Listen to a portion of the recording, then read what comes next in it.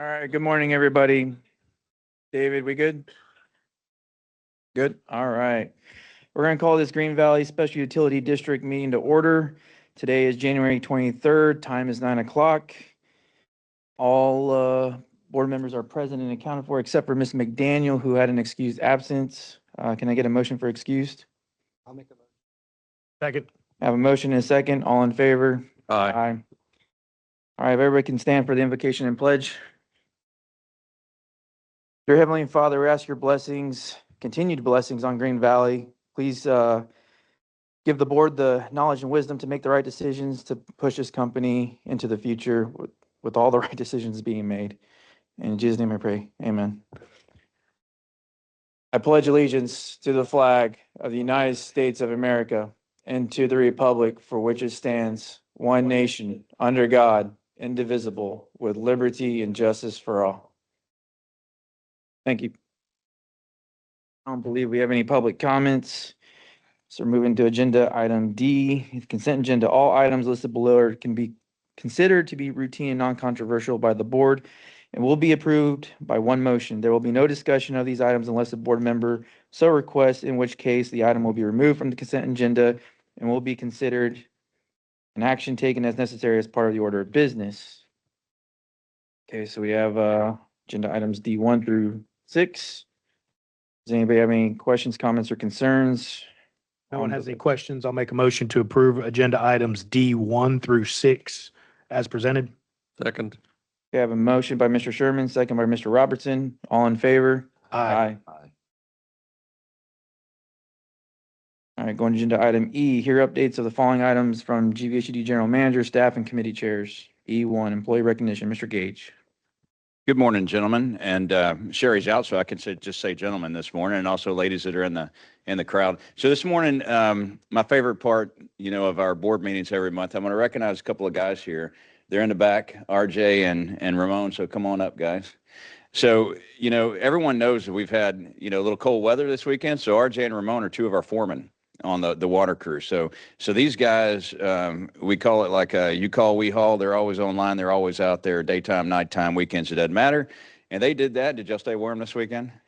Had a couple little problems. They had to repair a leak on right before it started sleeting, right? And they got it done. And then there's a couple other little issues the weekend. But I want to recognize these two, because the extraordinary is, the ordinary is extraordinary, right? So these guys lead our teams. They're our foremen. They're out there. They're the guys on call day or night, weekends. And I appreciate that. So I'm going to recognize them with the coin. So here you go. You find it.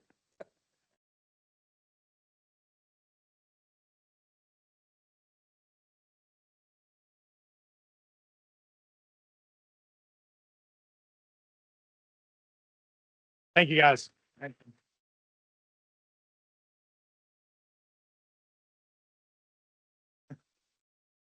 Push this company into the future. All right, thank you, Mr. Gage, and thank you guys for what y'all do. All right, E2, business and operations, general manager updates, Mr. Gage. Okay, board, in the packet, I had my memo. I won't cover too much in detail. I'll just hit a couple of highlights. One on staffing, we are at 55 right now.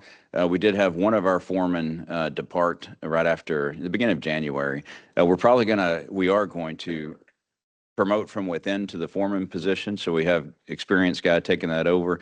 We're in the process of figuring that out. We have 2 hiring actions open right now. And actually yesterday we had 2 very good candidates that the water department's probably going to select. We're in that process right now. So that'll get us back up. And the board's already met him during our strategic planning, but Brian Plover's down here at the end, and he's on his 60-day intern, and we got him training left and right. Soon to be operations manager as we go forward. Strategic plan, the only thing I want to tell you on that is we have the key performance indicators worksheet from Baker Tilly. Brian and I are working through that right now. What that does is actually assign responsibility and put task and milestones to the strategic initiatives that we worked out. Brian and I'll get that out this week. We have a meeting on Friday with Baker Tilly, and the plan's going to start taking shape really quickly after that. So that's just to update you. Gary Montgomery's here, and our TCQ water impact fee is progressing. Today should be the 30th day of the waiting period after we put notifications in the Seguin Gazette, 2 weeks in accordance to regulations. And we also mailed out a large number of notifications to builders and landowners that are potentially could be affected. So I believe within the next 30, 45 days, we should have something depending on TCUQ practices. So that's really my update for today, pending any questions on that. Have you had any feedback from the, So Travis, what have you been hearing? I haven't had any real feedback. I've had one person request the report for the impact fee, but I haven't had any follow-up since I provided. the No report. challenges to the submittal. Not that I'm aware of. That's my concern was whenever whoever asked for the report, they were going to challenge it, but I haven't heard anything Okay. from them. Cool. Thank you.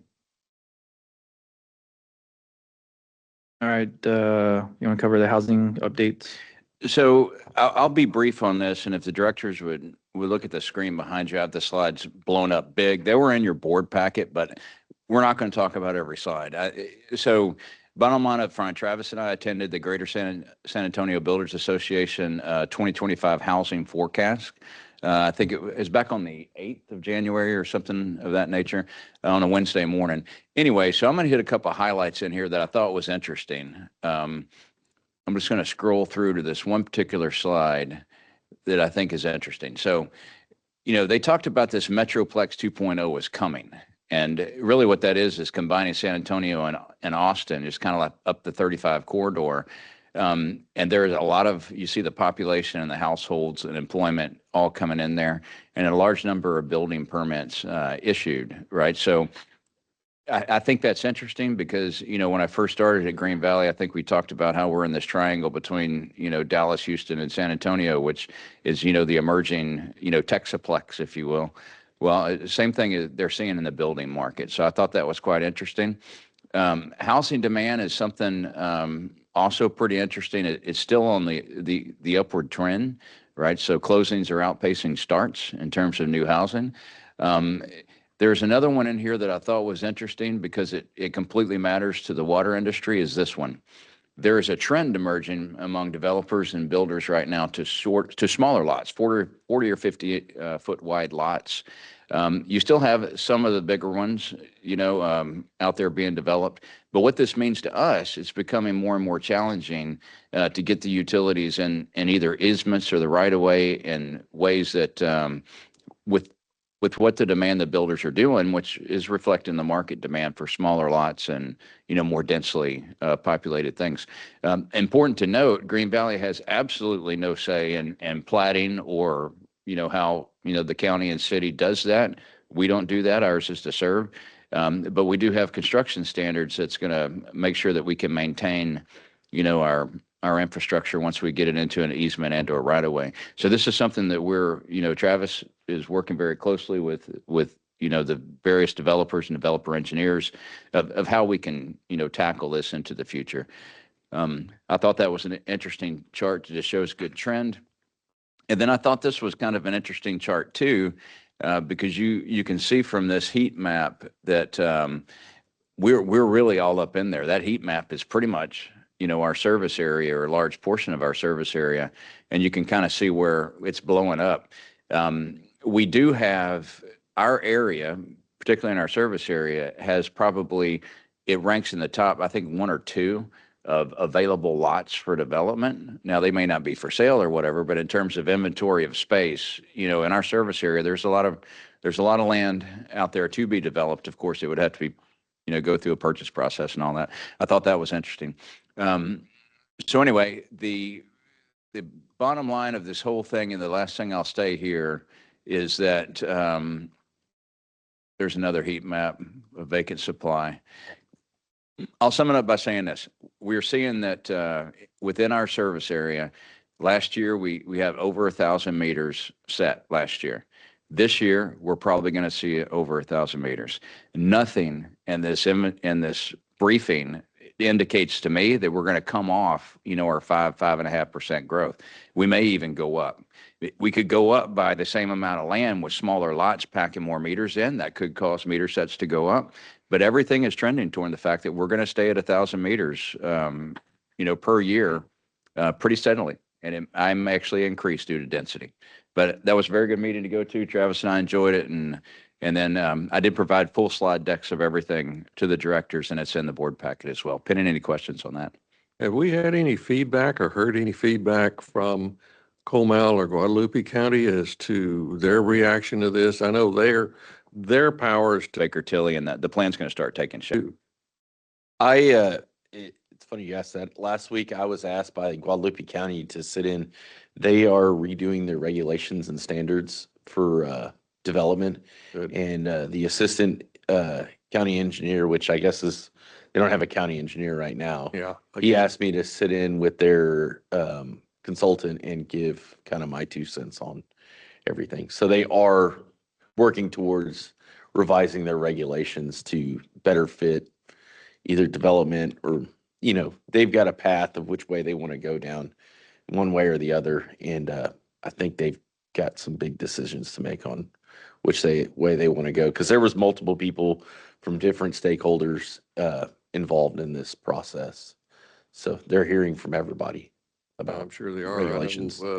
One of the challenges, I know that from those slides y'all saw, he pulled up the one about lot sizes, and one of the speeches the guy made, that was the presenter made on that, was there was 2 stars highlighted on both sides, and he said, don't ignore the barbells on this chart.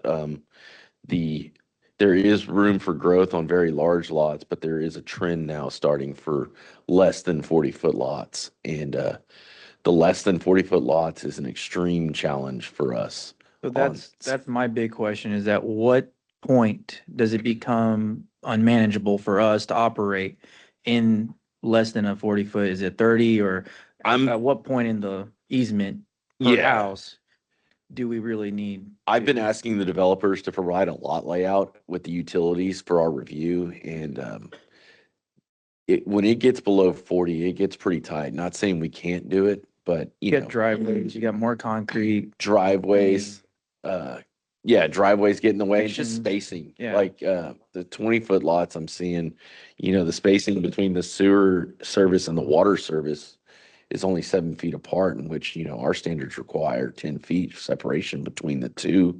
So So if our standards are 10 feet between the two and they can't make that happen, do we say, hey, you're out of compliance with our regulations? Yes, And you got to change your lot size at that point? yes. But my you also exact got to thought. consider too, and correct me if I'm wrong, GVEC's is also, they got 10 feet Yeah, is theirs. Right. I've been coordinating with them as well on this, because it's becoming a trend in our area, these smaller lots, and it's not, I'm not saying, no, we don't want to serve them, but it But they becomes an got operational to our challenge. ability for to us. operate in that area. So Shan, going to you, do we have a right to deny service if they are not meeting our requirements so that we can operate once we assume, Well, the turnover? bottom line is yes.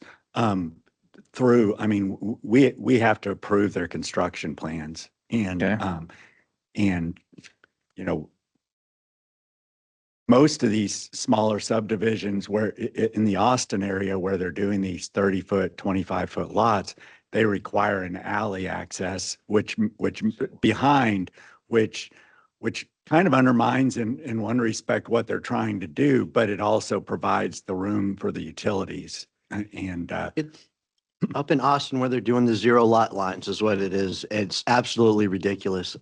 I believe Cibolo already has rules about it. I believe Cibolo's minimum is a 5 foot, no matter what. And so we do need to be cognizant of that. But if you go up to Austin and you look at how these 0 lot lines are put together, it's ridiculous. Someone else's house is the wall for your backyard. And that next door neighbor has permission to go in your backyard whenever they have to do anything to the sides of their house. It is ridiculous, and we need to stay away from that. So another, potential solution for Green Valley is to say that we won't provide service through individual meters. We'll master meter that portion of a subdivision, and we won't accept the infrastructure, and that way we won't have to maintain it for the for those portions of a subdivision. And I so- could see and that we're- on a and we're perfectly BTR. Entitled to do that. I could see that on a built to rent community, but I don't see that being on an actual neighborhood. That's So how- that's where it gets, But it's their problem to solve. True. kind of. That's how I've been addressing most of it so far. And one of the things you were speaking about with the zero lot lines, one of the trends I've been seeing to get around the city regulations and county regulations, recently they've been platting it as one lot and saying, hey, these are all condominiums. It's a condominium community inside here. And so they keep the 20-foot lot sizes, but it's platted as one lot so the city or county can't enforce the regulations on them because That they're looks just like- only but then it platting goes one back to our solid lot. design as far as separation of utility. Yeah, that's the So way.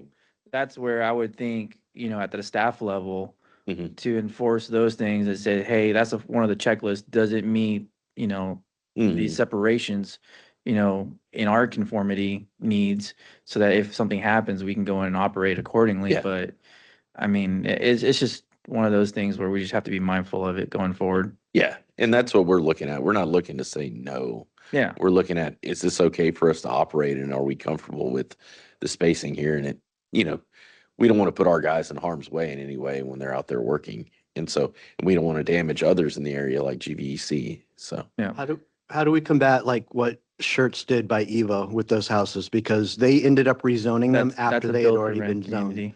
They were That already, was zoned multifamily through. Yeah, the- they did, but they were supposed to be they're supposed to be duplexes, but then they magically turned into quadplexes because of some council stuff going on. So can we block something like that? Like if we had approved the original duplex we and then they can't, change it to quadplexes, now we have double the amount. we can't as a utility provider. So You if know, the city allows it to happen, then we could be over a barrel, like Shirts has already done. and we could, for us, if they can't meet our spacing and construction standards, it's 1A, we can't serve it. I thought that was an interesting. They're at the property line and they are responsible anything past that meter for their, for maintenance and operation. And so, But if the EDU count changes, then it needs to come back for review yes, and consideration. yeah, So, yeah. They're paying for that EDU count for that. right. Most of the time it'll be like an 8 or a 6-inch meter if it's something large like that. And so that As far as 8-inch meter impact fees covers and quite a bit of EDUs. Stuff like but- that. Yeah, it's just, they want to throw at the last minute, hey, we're gonna make this change. Well, we gotta get compensated for that change too. Yes, I'll add that I just look for consistency. I think y'all have heard me say that. yes, So that developers know what to expect and then that we're not being asked to review things multiple times because of a slight change. And Mhm. I get why they're trying to do it, but we need to have our standard, make it a known standard and if it doesn't meet that standard, we just send it back and say, hey, Yes. you're not meeting the standard, so that we're not spending time and effort repeatedly, and they're not spending time and effort redrawing things repeatedly. Mhm. I'll be as close to the same page as possible for efficiency. Absolutely. I would wonder too, what's San Antonio's view? Because let's face it, they're the big dog in the market now. They tend to be very developer friendly, but I haven't heard anything of that discussion. I'm not 100% sure on that. I was working with a couple of the developers this week on the whole one platted lot versus public right of way. And they provided me some language that Saul's has accepted and some of the other San Antonio entities on easements. Basically they turn the 50-foot right of way, which would be a public right of way, into like a public utility easement. But I want to, before we agree to something like that, I want to review the terms and make sure we're comfortable. Because I don't want to get, the county has a standard of how the road needs to be repaired, and there's responsibilities for each utility or the county when it comes to maintenance and maintaining that. And one of the things I want to avoid for us is our guys go out there, repair something, and then it gets into an argument with the HOA if, hey, you guys didn't repair this correctly, or the road shifts 2 years from now and everybody in the neighborhood, the only thing they remember is, hey, Green Valley went in there and opened the road.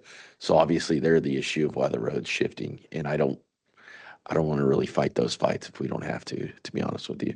Well, and like in Marion, and of course, who can say about Marion, but with my understanding, when we were having to look at this, there are water lines underneath some of these road beds out here. And how do you deal with those? We'll definitely avoid it.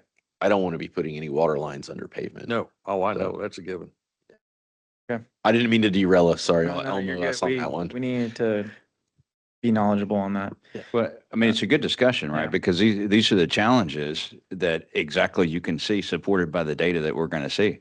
And so, I mean, proactively, we've got to keep working, and Travis is on it. And we are meeting with other utilities. We're meeting with the county, we're meeting with the cities. Like, James, you commented about Cibolo and, the alleyway and zero lot. Yeah, we know Cibolo standards. They were in our meetings with us.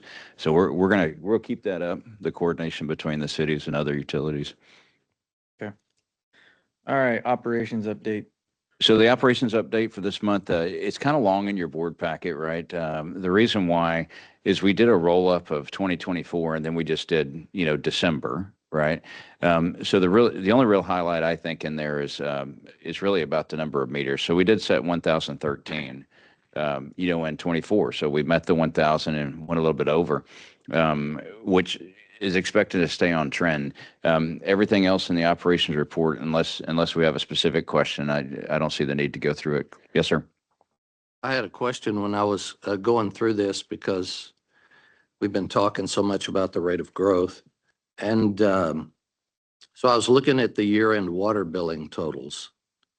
And we increased 9% over 2023, but we're talking about 5.5 to 6% on meters. So my question becomes, what is that relationship? And do we understand that relationship so that we don't get caught flat-footed? None of this is going to happen right in a rush, but that's kind of my question. And I don't know if we know the answer, but Well, let me make sure I understand your question. So just say the first part again. so if you tell me that we're increasing the number of meters we put in the ground by 6%, Mhm. then I would assume that our water usage would go up by around 6%. But the data that we have for what we've billed is that it went up 9%. And that's a 1/3, delta. Yeah. So I'm just curious if we know why that is, or if that's always been the case, so. The 6%'s over like 30 years, and that's where we're building that data in. And it was I don't mean to jump in front. No, go ahead. This year was a dry year, so the water consumption Okay, is a lot more than it would be in a wet year. okay. And so that's where you see the spike. It's gonna ebb and flow, but it'll stay pretty consistent at 6.5%. And I've had that work done. UEG did the water master plan and it showed that data of like around 6%. And Garver, who's working on our wastewater master plan, they're getting the same numbers. Okay. Because that's the best explanation is like the 6% is over more time. Yeah, So they run the numbers and there's an aggressive growth, which shows about 9 or 8%. And then there's a lower growth rate and they take that average and that's where they land at the 6.5. All right. I want to say you were in that meeting in March of last year when we had the water master plan. Right. And we were talking about which growth pattern do we want to lock in our, Right. projections for. I think Gary Rose was in that one too. and we kind of did And I that don't too. see that chart that you and I have Yeah. talked about. Yes, sir. But if I did see that chart, I would expect for the trend line that we're using to be higher than it used to be. Would that be accurate? So what we settled on, I guess the best way to do it, when we did our impact fee study, we used the water master plan growth projections, and we kind of went in the middle, right? Because you could say that it's a 6% growth. You could say that it's a 5. We kind of went with a 5.5. We kind of split the difference on that chart. And the reason why we did that is, just to be a little bit conservative. But the trend is actually we're above 5% is the truth right now. We planned our fees off 5.5. Well, that's kind of my point. So I Yeah, just yes, want sir. to make sure we're all thinking about that. Oh, yes, sir. Yeah, and- Absolutely. There's going to be, if you have that 5% growth spread over a chart, you're going to have the dry years, it's going to Oh, cause yeah. more usage. You're Yeah. going to have wet years and it's kind of, so it's In going terms to of be, usage, yeah. it's going to be up and down, but it's going to be kind of more Right. on that directional path. Yes, I- sir. personally would be curious to see how this year goes with the increase in rates and fees. I'm curious to see if it stays at that aggressive 8% or if it comes back down. Okay, thanks. Got a quick question, John. Yep. On page 3 of that, it talks about the water loss numbers. Yeah. 9.8 million gallons lost. How does that compare to years in the past and Saying, no, we don't want to serve them. number on that much water loss? Do we know? I don't know if we could calculate the monetary. I'm just pretty worried easily. about aging infrastructure, and if that number's trending up, it's gonna Yeah. put the fire under us a little bit more. So So this year, you guys know, we lost 2 to 3 acre feet of water from theft, right? Right. And then you lose water through the course of operations in terms of flushing, which you have to do. And then you have leaks, right? And those are all estimates, right? But we had quite a bit more loss at the tail end of this year just because of the theft of water we had with the hydrants. whatever But- happened with that? Did they catch them? No, sir. They're not been caught yet. But I mean, we can do a quick calculation and give you a dollar figure. We can probably do it before we get done. I mean, it's not a big deal to me. I just Mm. want to know if that number's trending up or down. If it's trending up, then I know Trending up. We report our loss ratio in the audit. That's right. And over the course of my time on the board, that Gary might be able, it's been dramatically coming down because we are replacing aging infrastructure. We are doing work in the system. So I can't quote the number. I'm comfortable saying I I know. want to say the it's year below it's coming. 10%. I want to say we were at 8 at one point as far as the lossage. And I think the requirement is 15 or 12%, somewhere around there. Oh. As far as lossage, as far as TCEQ goes. There's So really no rule for water loss, but I mean, you've been double that in the past. yeah. If you look back. So it's definitely gotten better, and a lot of that is contributed to the meter. Mhm. Accounting for water actually going through, not a discounted But rate. what Well, you're going to just to see in the reflect- audit this year, when we finally get the audit to you guys next week, Mm. water loss is higher than 23. I mean, in 24, it did go up. I mean, so you'll see that in the audit. And, that's, it could be attributable to a number of things. We're trying to figure out what it is. We could have had, went through a period of time where our records keeping wasn't very good at the beginning of the year. That could attribute some of it. Then the theft definitely contributes to some of it that we had in the last part of the year. But all the theft didn't happen in the FY. I mean, so there's a small impact there. But yeah, you'll see that the data's in the audit, as Mr. Sherman said. That's what I was going to reflect on is like the record keeping for that kind of thing in past years. And Sherman, you can take credit because you pushed for more accurate reporting of loss. I think we're getting much more accurate numbers now. Yeah, well, that's some of it. I mean, but it is an estimate, unfortunately. You got to do math. How long did the thing run? How big was it? How much was it turned on? In layman's terms, that's what the boys have to do to figure out the loss. On a BTR. Entitled to do that. Important that our meters get recycled out with the new meters, that we're accounting for any of those lossage in actual usage. So, making good stride on that. Okay, does anybody have any other questions or comments on the update? It's a good discussion, though. Thank you, sir. All right, we're gonna move to E3, CRWA Board Trustees post-meeting updates. Mr. Sherman. Yes, sir. There were two items that were the biggest notes. We had our audit. I did not receive my audit. It was mailed to the Green Valley office and staff received it day of, I think. So I was pretty frustrated that I didn't get a chance to review the audit.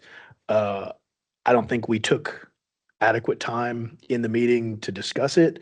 It was approved very quickly. I've looked, And so they keep the 20-foot line. y'all know me, I dive pretty deep into the audit. There wasn't anything that jumped out at me as outrageous, but I was frustrated that I didn't have an opportunity to review it. I couldn't take action on it. Sherry had not received the audit either. Last meeting was her first official meeting as a trustee, so she couldn't take action on it. I couldn't take action on it. And I've worked out with the general manager at CRWA what happened. And I think it was the auditor just didn't get it in. So we're going to work through that. The other one, there was a revised interlocal agreement for the Hayes Caldwell Group, which is not us. Has nothing to do with Green Valley. We don't utilize their infrastructure. It's for member entities of CRWA that does not include Green Valley. There was an interlocal agreement that involved renting. It was a wheeling agreement. It involved renting someone else's system, basically, for use of someone else's pipeline for 2 years.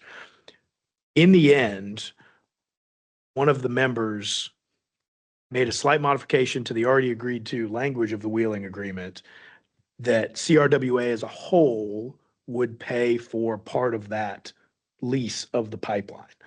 That involves some of the money Green Valley sends up the line to CRWA to pay for the 2-year lease. And it wasn't a tremendous amount of money. I think it was $120,000 across the 2 years. Very small percentage of the overall budget, but it just didn't sit well with me that we are, for example, I'll use Mr. Frias. John, I hope your roof is doing well, but if you have roof trouble, the Sherman household doesn't need to help fund your roof just because we sit together on this board. You know, it's not, I had a big problem with that. I voted no to the wheeling agreement. Miss Frankie and I can't remember her other guy's name, but there were 3 no votes, and Sherry couldn't take action because she was not aware of any of this. She hadn't. So there were only 3 no votes and 1 abstention. The rest of the CRWA board approved this, and they all understand my position on it. And Can't, as a utility provider. I don't think this is a standard we need to set where people that are not able to utilize a project contribute money towards it, because we are one of the larger entities in the CRWA organization. And if we start needing to help everyone else out, our costs are going to go up. Are they going to help us out? I raised that question. I mean, I raised that question specifically in the meeting. We have our well upgrade projects that the 3 SUDs are funding because we're the 3 that are going to make use of it. I raised that exact issue. I said, are the Hayes Caldwell members that can't utilize this project going to contribute to this project? There was no real answer. I don't expect them to because it's not reasonable. However, I asked that question. So everyone is fully aware of my position. Mr. Gage and I are talking about some strategies on what we do next, but I don't think this is going to happen again. And my aim, one of my targets here is to make sure that it doesn't happen again. Generally small dollars, but it's the point. That's a legal precedent to precedence. have to be careful of. Would this be a matter of GVSUD is a larger water consumer, therefore GVSUD should have more votes than, say, smaller companies that have less of a stake? If we are the ones spending the most amount of money, then how come we are subjected to the smaller water companies needing our money to finance them, which is basically what this sounds like to me. Sounds like $160,000 of GVSUD ratepayer money is going to go pay for some other water system. It was 120 total over 2 years. Okay.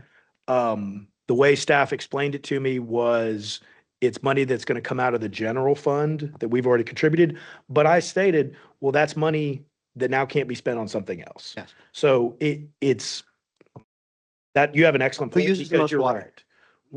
Can you quote the figures? We're 30-something% 30% of CRWA's total 5%. volume.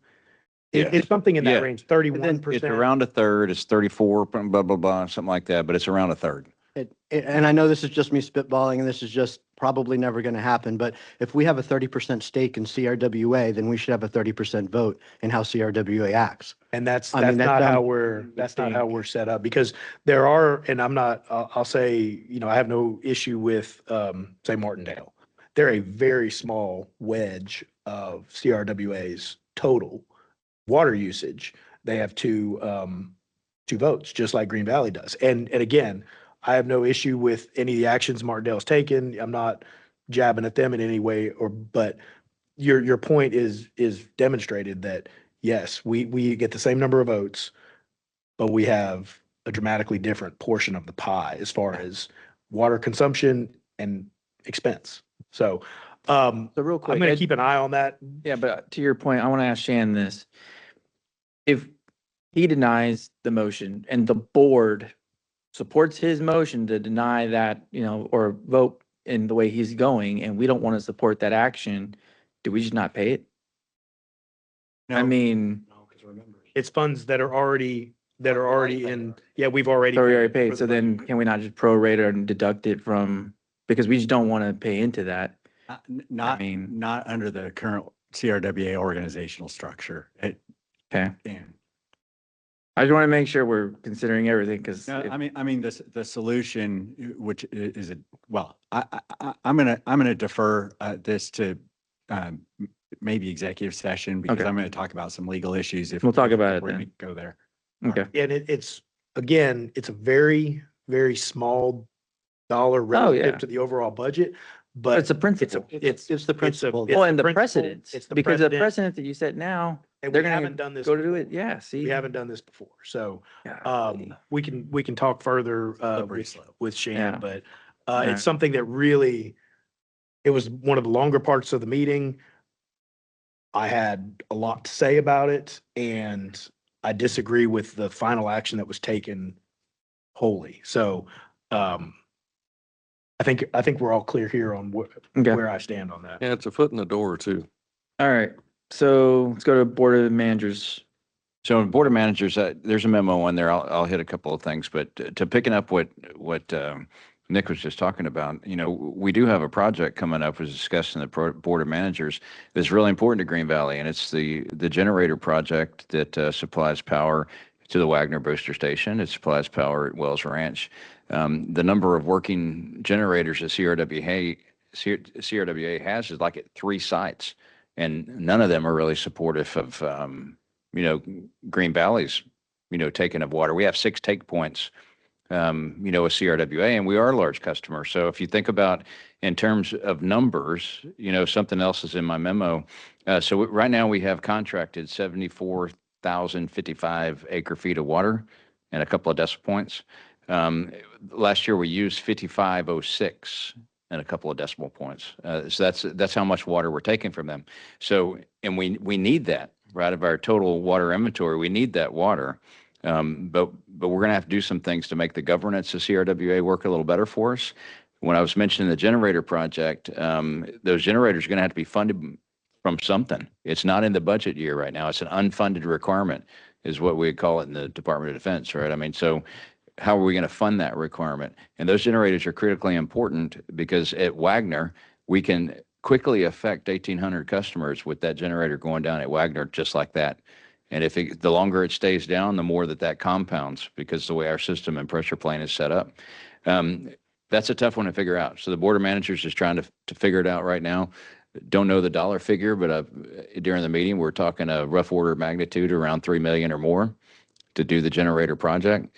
There's litigation involved in this one, which I won't go into about that in open session, but anyway, the last point is stage 4 restrictions are probably coming on February 1st, and that's for surface water through GBRA is likely to hit stage 4 because of the Canyon Lake water levels. What that really going to do for us is it's not going to impact us a lot, just because of the amount of water that we have contracted and our ability to pull from Wells Ranch versus Lake Dunlap, which would be the surface water. So I don't see a big impact to Green Valley just because right now our supply is much greater than our demand. I mean, so the amount of water that we have on contract really exceeds, and we're able to take our cuts on paper without actually impacting. But that doesn't mean that we shouldn't do conservation, right? I mean, so we talked about that in this strategic plan last week, and we have some more work to do on conservation efforts. But anyway, that's my report, and I do believe we should discuss some of the rest in executive session. Any of your questions, sir? Pretty good. E5, ARWA Board Directors, post-meeting updates, Mr. Sherman. No report on, we just had our meeting yesterday. Likely give a briefing, in executive if we can move this into executive. All right, I'll note that. Okay. District engineer update, Travis. I've got some exciting news this month from my memo. We had 124 total projects out right now. 64 of them are in design, 49 in construction, and 11 in closeout. It's quite a bit of an uptick from last month. A lot of that has to do with the increase in the water acquisition fee. There was a deadline to hit, and so we had a run on people submitting before that deadline. One of the things I wanted to provide this month, though, was a little bit more in-depth status on our capital improvement projects. Couple of high notes from that. The plant 3, 8, and 9 generator project, which on the capital improvement part, it was just plant 3. But since operations had 8 and 9 on their list, we went ahead and combined all 3 of those together to kind of get a better deal on design. We have signed a proposal for that, and we should be having a kickoff meeting here soon. And we'll have a timeline and schedule in regards to when those generators will be ready to go. Plan 11 ground storage tanks and pumps and motors. We were By 6%. development board last week. So that one, we've kind of had 2 contractors already signed up for that one. They've been in a little bit of a holding pattern. We've gone through material submittals and things of that nature on longer lead items, but they've been kind of in a holding pattern on getting started because of obviously funding. They didn't want to work if they weren't getting paid. And then our wastewater master plan is ongoing. We are kind of getting into the real meat of things. I've provided some slides in the memo in regards to our flow projections workshop, and I just kind of wanted to hit the high notes on those. The first slide I provided you guys was a flow per minute, gallon per minute flow. The one thing I noted that wasn't in the slide I provided you guys, we took out the industrial flow from that to get a better number on the residential flow. So when you see that number, that 0.13 gallons per minute, that's coming into the Santa Clara plant right now. That's excluding Industrial. So And your GPCD, gallons per capita day. Yeah, okay, sorry. that's a new, Yeah, that was new to me too, but it's more of a master planning number, I think 6.5%. And I don't know, I did the number on the average and I was like, that's not adding up to 183.7, but it's more of a across the board number. I provided the projected flow to the Santa Clara wastewater plant through the Santa Clara Basin, and it shows a timeline built out till 2050 from the 6% growth. Now that does include industrial, right? Yes. Okay. And so this, it shows we're pretty much right on line with where we're at right now. And we've hit good trigger points on expanding the plant. And then the last couple charts I provided was just some data of flow projections for the different basins, sewer sheds that Garver is breaking out in our area. And so growth in development, growth is, stuff that's already signed up.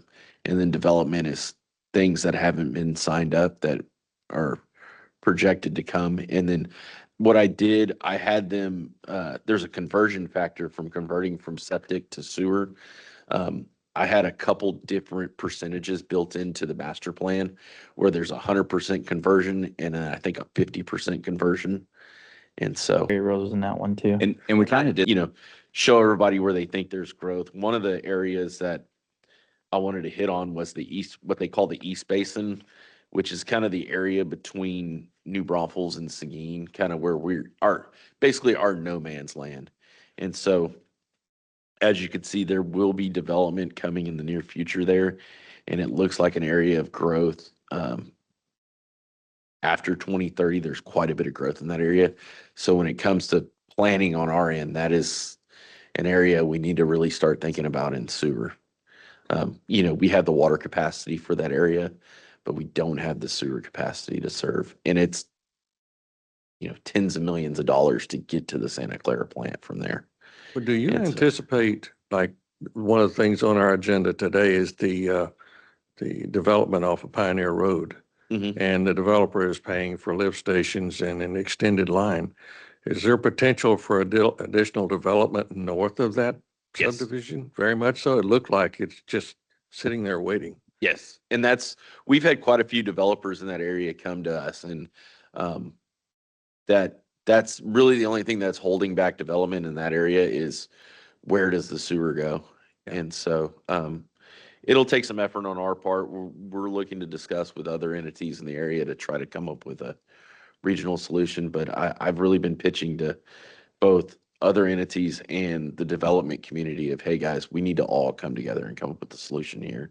You know, we can't do it on our own. It needs to be a group effort. We shouldn't. So Don, do you mind if the construction committee jumps on with Travis in that and kind Yeah. of starts planning? Yep. You know, discussing indeed, I've got some ideas, but it doesn't have to be next meeting. but yeah, As you have data for that and it's something that we can discuss. absolutely.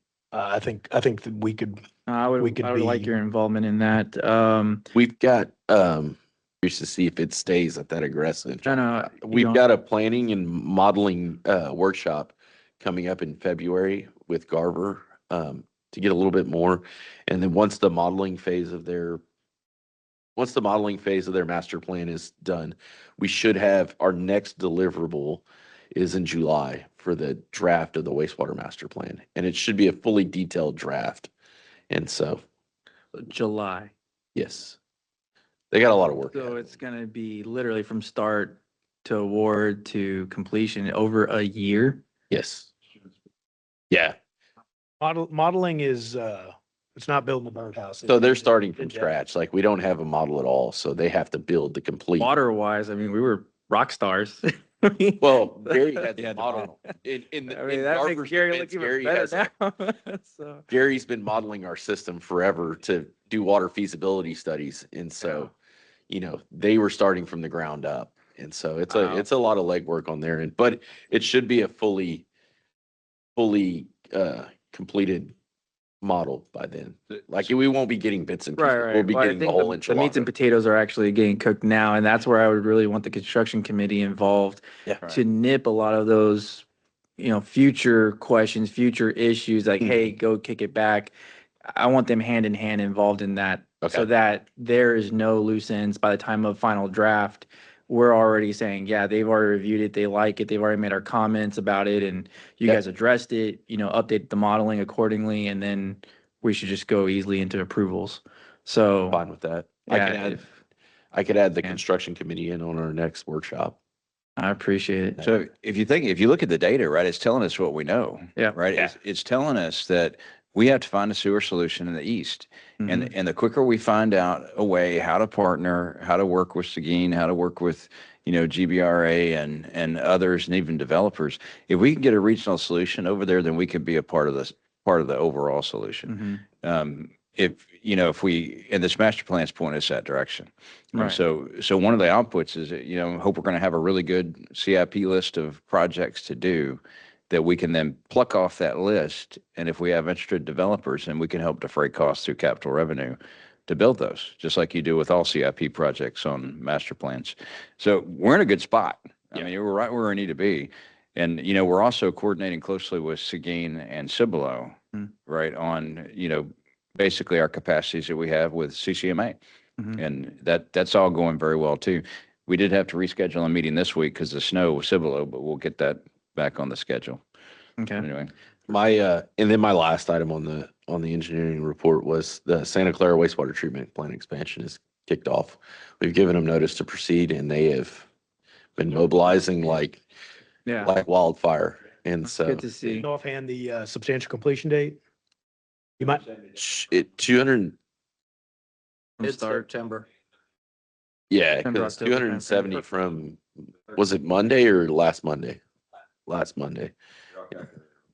And so they've been moving in quite a bit. We were fortunate enough to have them work with us on some long lead item time submittals. And so we've been working with them prior to notice to proceed on that.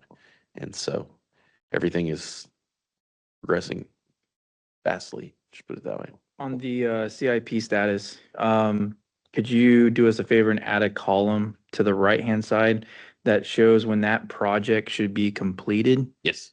Just so that we understand that these projects are, obviously within design, construction, whatever phase it is, but we at least know, is it gonna happen this year? Is it gonna happen next year? Kind of when we're gonna actually be in, Yeah. substantial completion level. So Okay, yeah, I'll add a completion date on there.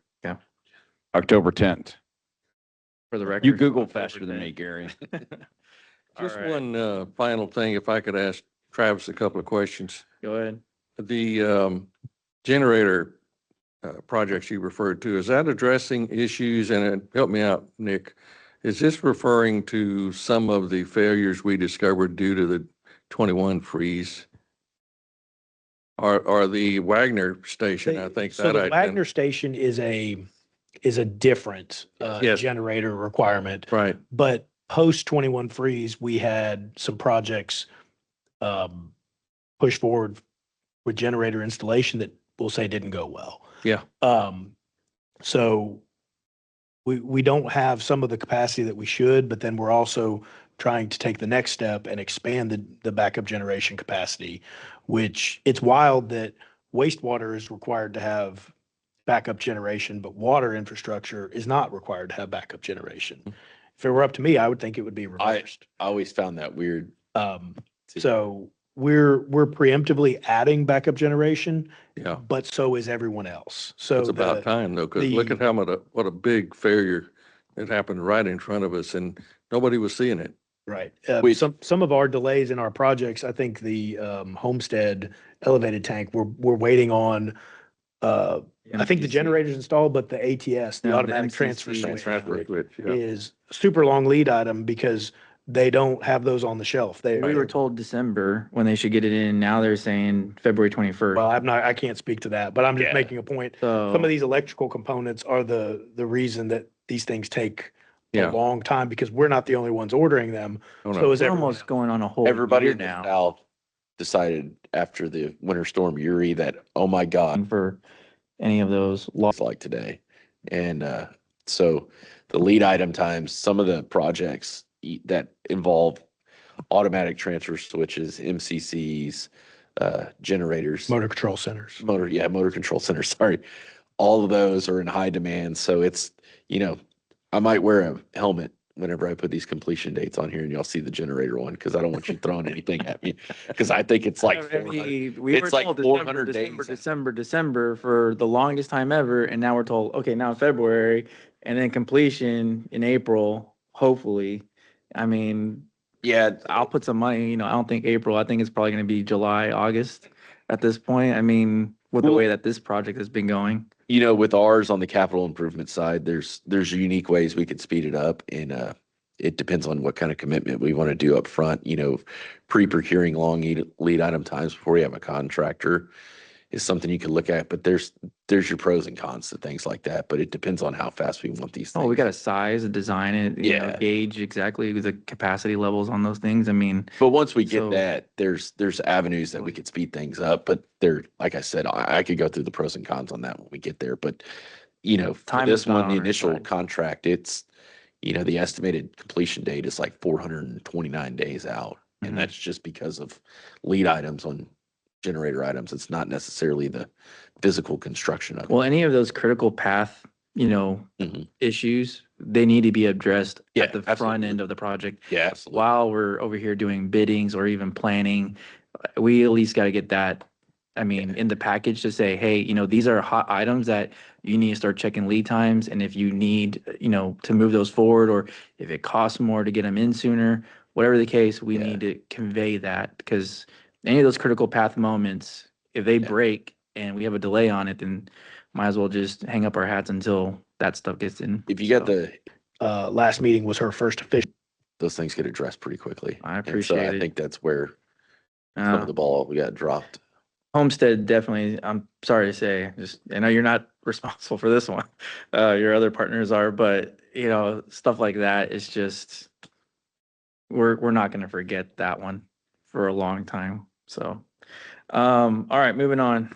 Anybody else have any other questions Nope. All right, good. Moving on to agenda item F, recommendation for award 16-inch Bolton Road extension, Mr. Montgomery. Or Travis. I'll go ahead and take that one. All right. I'll save Gary his breath on that one. Like Gary's itching to get up. We we received bids on December 12th of last year in reference to this 16-inch line. We had 14 qualified bidders. With those 14 qualified bidders, GVSUD and UEG scored them. They were all competitive sealed proposals. And within our scoring, we have a recommendation of selecting Atlas Construction for that. The scoring both from our side and UEG side were pretty consistent. Atlas was the second lowest, I believe. I don't have the bid tabs in front of me.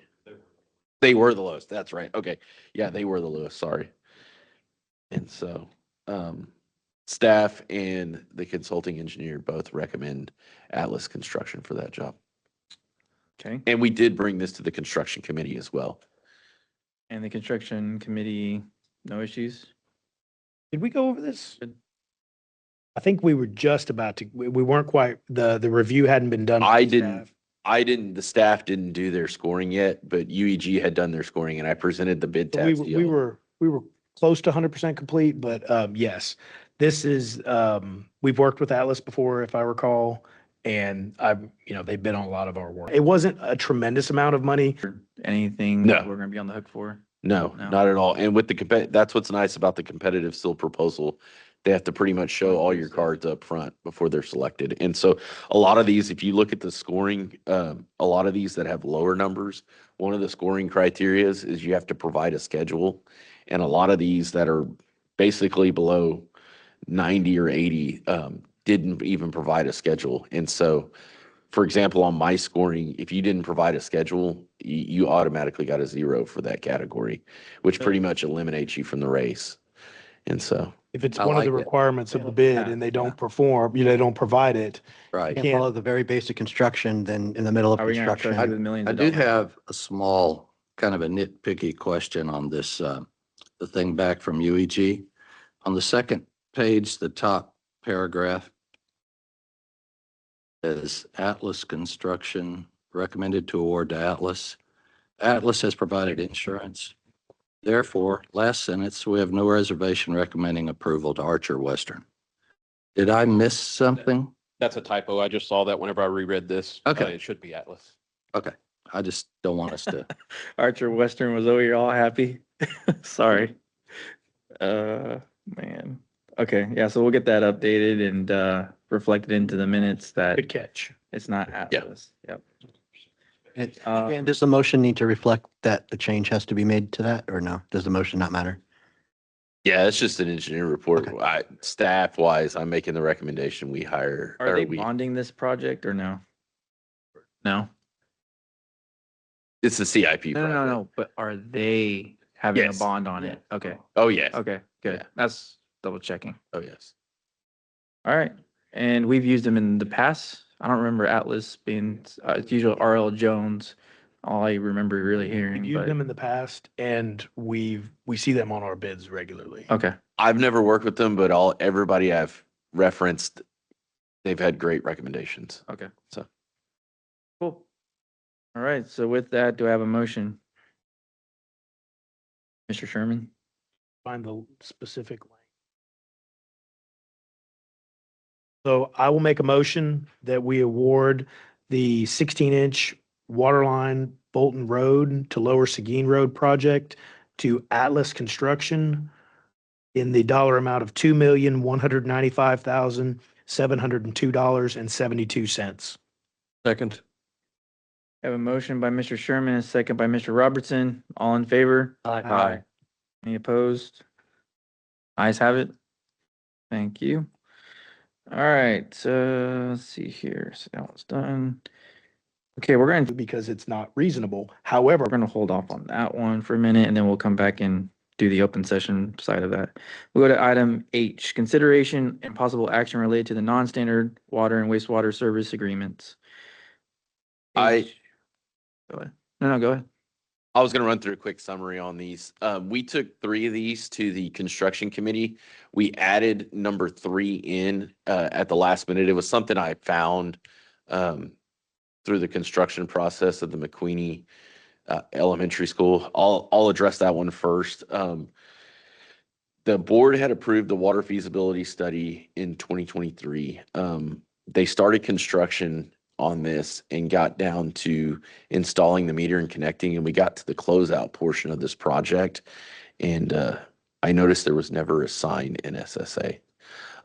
What had happened was after some digging, what had happened was previous staff had ambitions of doing a commercial agreement, and that never got into the ops policy, and they were going to use that commercial agreement for this project. And so we pressed forward with doing construction. They paid the water acquisition fee, they paid connection fee, they paid all the appropriate fees, but never inked the paper on We lucked out on that one. yeah. And we actually, oddly enough, we did charge them some rates that were not, some charges that were not in our operations policy. And my staff's in the process of giving them back that money. We charged them incorrectly. And if they're adhering to everything else, the only thing we could do is be fair too. So- Yes. And so that's what I wanted to get it in front of y'all. It was Shan's recommendation to get this one in front of y'all as a NSSA and get it approved by the board before we had them sign it. But that one, like I said, everything had been approved. I think it's been through the process with you guys, but I just wanted to get that one in front of you again to give you a heads up of, hey, this is why it was approved in 23, and this is why I'm bringing it back to you guys, is because it basically got lost in the shovel. The other 3 we went over in the construction committee. The Dean track is 370 residential EDUs for water and wastewater. They do have 2 irrigation meters on the water side that are also 5/8 by 3/4 inch meters. And for the wastewater side, the capacity will not be available in the plant till the 1.25 expansion is completed. And then the last one, the They're Blackwell okay with track. that too, right?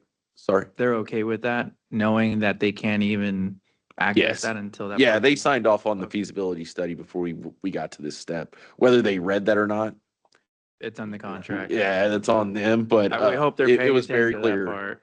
Yeah, that 'cause that was We the went case. over that in pretty good detail in the committee, is that, hey, if we can agree to this, but projected for the future, when Mhm. we've got that operational phase of the treatment plant. Yeah. It was papered in the document, and that was the biggest thing that we discussed on this particular item. I've had a handful of them come back in recent weeks and that have been like, wait a second, that says 1.25. And it was like, it's always said that.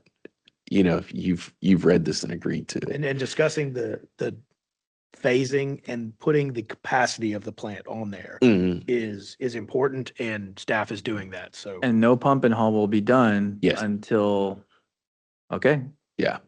The last one, the Blackwell, their water NSSA basically was signed. I don't know what year it was signed, but there was a expiration date on it for 2025, or a possible expiration date. They just wanted to extend it to 2027. Okay. Was all that amendment is. So I don't really know what the holdup is on developing for them. But they just wanted to extend their contract out. no other changes, EDU. No anything like that? EDUs, no anything. I think they were just, not that we would cancel our contract with them ever. They just wanted it Papered. shored up in paper, which is Yeah. to me smart. Okay. Yeah. All right, with that, do I have a motion? Nick? Sure, I find my wording right. I'll make a motion that we have to pause. We have to do them cite individually, every- is that correct? No, Or you we can it do- lump You can do it Lump sum. collectively. Okay, but I have to read what they are. Yes, sir. Okay. I'm going to make a motion that we approve items H1 through 4, the Fair Oaks Mosaic TBY LP AKA Dean Track Water NSSSA, the Fair Oaks Mosaic TBY AKA Dean Track Mosaic Development Wastewater NSSA, the Seguin ISD McQueenie Elementary School Water NSSA, and the amendment to the Blackwell 1044 Land Partners Water NSSA. Okay, I have a motion by Mr. Sherman, second by Mr. Hendricks. All in favor? Aye. Any opposed? Nope, ayes have it. Okay, thank you for that. All right, agenda item I, hear updates on items below from general counsel. Shan. I don't have anything new to report. I'm still following legislation. Of course, there can't be any action taken under the Texas Constitution for 60 days, for the first 60 days of the session. So, no new We haven't done this before, so last couple weeks. They're just kind of getting their act together now that they have committee chairs. Now that they have a speaker and all that. Yeah. Okay. All right. So with that, we're going to go into executive session, closed session in accordance with Texas Government Code 551.071 through 551.74 and 551.076. And the matters of which the attorney has a duty to report under Texas rules and disciplinary conduct items. The I've got- E5. I've got G. E3 also from Mr. Sherman. E3 from Mr. Yeah, Sherman. yeah, E3 as well? Okay, so we'll do that one. E3, E5, G, and then items J, K, L, and M. Yep. All right, time is 10:06. 10-minute break, Mr. Chairman. All right. Cool, time is 11:30. We are coming back into open session. Mr. Sherman, I believe you had some motions you need to do. do I need to reference the? Yep, reference the agenda item. So, in reference to agenda item L, I make a motion to authorize the general manager to complete a lease with Dean Word for up to 450 acre feet of water per year. 475. I wrote 475 and didn't say that. Let me restate that.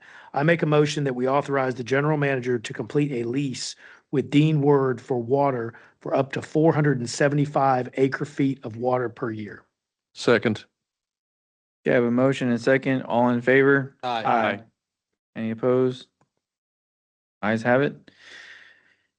Okay. And that was the only one, right? Oh, we have G. Yep. Go ahead.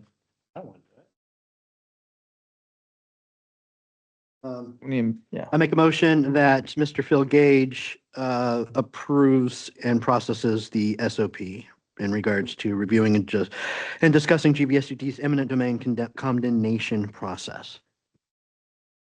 I said that very All right, badly. so Do I have to we reword that? That was really bad. Give a crack at it. Let's move that the board approves the eminent domain standard operating procedure as an official operating procedure of Green Valley. That works for you. So moved. As worded by Mr. Shan. So moved. Second. We have a motion and a second. All in favor? Aye. Aye. Ayes have it. Any opposed? Nope. All right, that, going to item O. Consideration of possible items included next month's board meeting agenda. Anything going once, twice? If not, get with Mr. Gage and we'll throw it on there. Item P, adjournment. Motion to adjourn. I have a motion. Second. I have a second. All in favor? Aye. Aye. Time is 11:32. Thank you.